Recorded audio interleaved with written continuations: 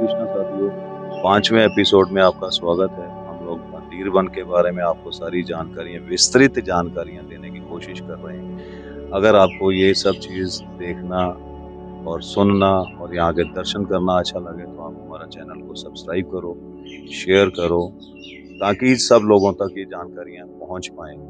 हरे कृष्णा महाराज जी, राधे राधे। यहाँ के बारे में कुछ महत्वपूर्ण बताएं, जानकारी विस्तृत दें। जय जय श्री राधे।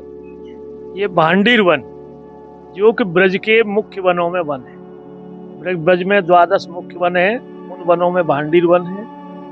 12 वनों में मुख्य लीला करने के कारण ही भगवान का नाम एक द्वादशारण्य संभोगी पड़ा है। द्वादशारण्य संभोगी, तो उनके अंत का ये भांडीर वन। और जहाँ पे आप बैठे हुए हो, ये वट वृक्ष यानी भांडीर वट। इस वट वृक्ष के नीचे की भगवान की कई बाल लीला है। तो इस वट वृक्ष का वर्णन श्रीमद् भागवत जी में भी आता है। उसमें लिखा है कि ब्रहंतो बाह्य मानस्य चार यंत्रस्य गोदनम भांडीर कम नाम बटम जम्बू कृष्णा। इस तरह एक दूसरा उल्लेख आया है जब मुंजवन की आग का पान किया है कि मुखेन अग्निम पित्वा भांडीर वटम पुनः अधय आगता। इस तरह तो ऐसा प्राचीन वृक्ष है। और ये शादी वाला वर्णन ब्रह्मवैवर्त पुराण में, गर्ग संहिता में और तुम्हारा पद्म पुराण में, इन पुस्तकों में विस्तार में दिया हुआ है। हाँ जी। और सूक्ष्म में जयदेव जी का गीत गोविंद है, गोपाल चंपू है, इन पुस्तकों में भी वर्णन मिलता है। तो वैसे राधा और कृष्ण दो नहीं है, एक ही है, लेकिन ये लीला के लिए दो है। तो ये मिलन वाली बात गोलोक धाम से यहाँ पे आके पूरी हुई है, क्योंकि गोलोक धाम में श्री दामा सखा था, राधा रानी का चचेरा भाई। उसने राधा रानी को ही स्वयं श्राप दिया था कन्हैया से 100 साल वियोग का। हाँ जी। जब 100 साल का वियोग दे दिया है तो श्रीमती राधा रानी ने श्री दामा को श्राप दिया था राक्षस होने का। तो वो शंखचूड़ नाम का राक्षस हुआ है। तब भगवान अपने महल में जाते हैं तो राधा रानी दे उनसे डांट रही हैं, क्योंकि वो बिरजा के यहाँ गए हुए थे, बिरजा के यहाँ उनको देखा था। तो अब अपने पास आ रहे हैं तो बोले वहीं जाइए जहाँ तुमने नया रिश्ता बना लिया है, हमारे पास क्या है। तो भगवान कहने लगे, राधे बात यह है कि देखो, मैं ललिता विशाखा आपकी सबकी बात टाल सकता हूँ, लेकिन मैं अपनी भक्त की बात को नहीं टालूंगा। मेरे भक्त ने आपको 100 साल के लिए वियोग दिया है, तो आप भूतल पर जाओ। इतना सुनते ही राधा रानी मूर्छित हो जाती हैं, फिर सोच संभालती हैं, धार मार के रोती हैं, फिर गिर पड़ती हैं।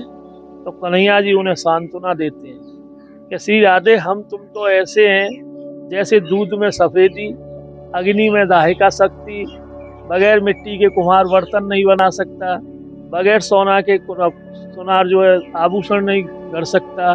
इसी प्रकार हम तुम हैं, हम तुम्हारे बगैर सृष्टि नहीं रचते हैं, यानी सब गुणों में एक हैं। इसलिए अब लीला का समय आ गया है, आप भूतल पर जाओ, मैं शीघ्र ही आके मुलाकात करूंगा।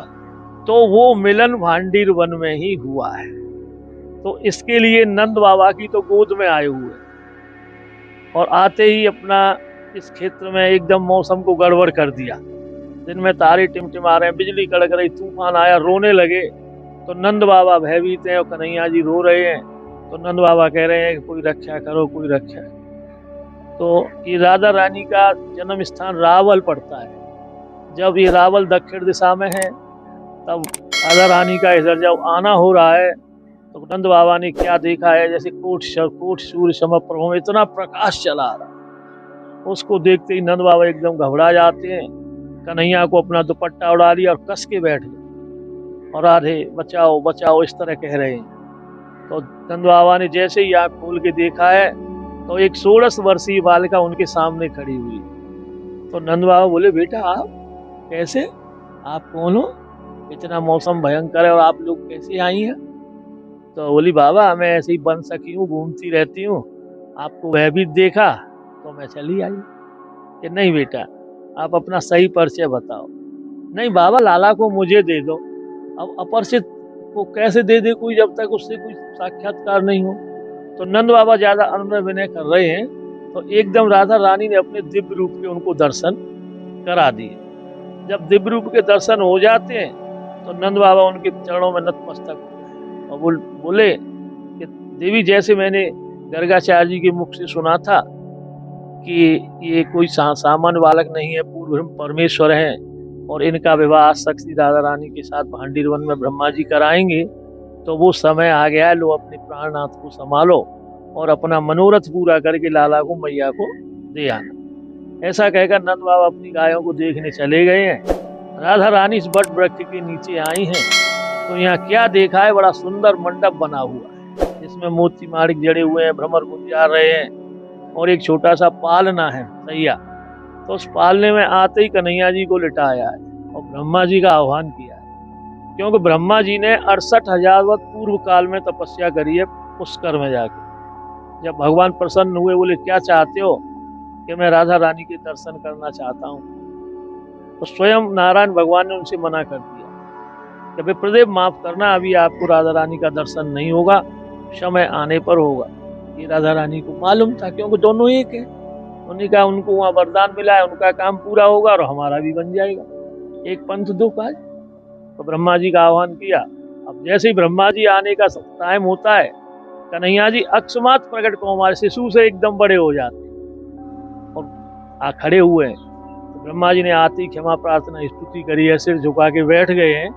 तो कन्हैया जी ने वो गोलोक धाम वाली बात याद दिलाई कि आपको वो ध्यान है कि ठीक है, आज वो मनोरथ पूरा होगा। तो ब्रह्मा जी ने अग्नि को उस वट वृक्ष को साक्षी करके ही प्रजाप्रीतम का विवाह कराया, स्वयं अपने हाथ से श्री जी का कन्यादान लिया है और दोनों को आशीर्वाद पान करके निकल रहे हैं। तो कन्हैया जी ने उन्हें रोका है और रोक करके कहा है कि हे विप्रदेव, आपने जो हमारा पाणी का संस्कार किया है, इसके बारे में आप किसी को मत बताना, यानी इसको गुप्त रखना। ये गुप्त विवाह, इसीलिए गुप्त विवाह बोला गया है। और दूसरा बोले कि हम आपके, आप हमारे पुरोहित हैं, हम आपके जजमान हैं, अपनी दक्षिणा बताओ, क्योंकि बगैर दक्षिणा के दान के कोई कार्य सफल नहीं होता है। तो उन्होंने कहा है कि हमें तो आपकी भक्ति चाहिए। तो वह कन्या जी ने उनको भक्ति का वरदान दिया है।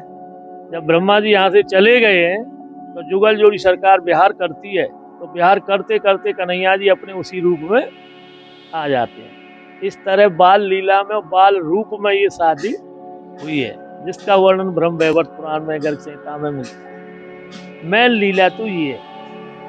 फिर इस बट वृक्ष के नीचे जैसे भगवान बड़े हुए हैं, गाय चराने लगे हैं, तो इस बट वृक्ष के नीचे ठाकुर जी को यज्ञ पत्नियों ने भोजन कराया है, दुर्वासा जी को गोपिकाओं ने कराया है, ब्रजांगनाओं के साथ मल्ल कीड़ा हुई है, मुंजवन की आग का पान करने के बाद सकुशल इधर आए हैं, जलंधर को ज्ञान दिया है, राधा और कृष्ण ने एक दूसरे का श्रृंगार किया है। और लास्ट की लीला ये है कि यहाँ से भांडीर वट से कन्हैया जी ने अपनी आंखों के सामने नंद बाबा, यशोदा मैया, ब्रसभान, कीर्ति जी, राधा रानी, नंद गोपगण, उनके भाई बंधु सशरीर इसी भांडीर वट से गोलोक गमन कर। ऐसा पावन पौराणिक स्थान है शास्त्रों के अनुसार। 5 राक्षसों को मारा है। इसमें शंखासुर का वध हुआ है, जैसे गोपाल सहस्त्रनाम में आता है कि तथा ताल वनोद्देश्य भांडीर वन शंखा। शंखासुर को भांडीर वन में ही माना है, जो कि पूर्व जन्म में श्री दामा था, राधा रानी के साथ से शंखचूड़ नाम का राक्षस हुआ था। और प्रलंबासुर का वध दाऊ दादा ने किया है, कन्हैया जी ने। तो ये भी इसमें आता है, जैसे बताया ना कि ब्रहंतोवाही, वो श्लोक जो भागवत जी में आया है, वो प्रलंबासुर के उद्धार का है। और सामने एक वेणु को, इसको बत्सासुर। राधे राधे, जय श्री राम। दोस्तों आपने देखा महाराज श्री ने पूरी विस्तृत जानकारी हम लोगों को दी है भांडीर वन की। अब हम आपको यहाँ पे वो वट वृक्ष दिखाने वाले हैं जहाँ पे ब्रह्मा जी ने शादी करवाई और उनके फेरे करवाए, लेकिन ये शादी गुप्त रही, वो महाराज जी ने बताया है। अब उस वट वृक्ष के दर्शन करने के लिए आपको आमंत्रित करते हैं।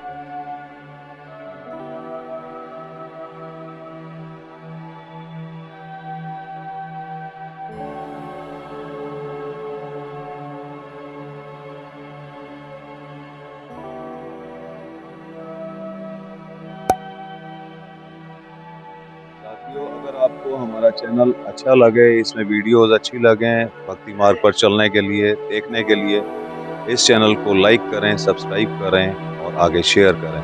धन्यवाद।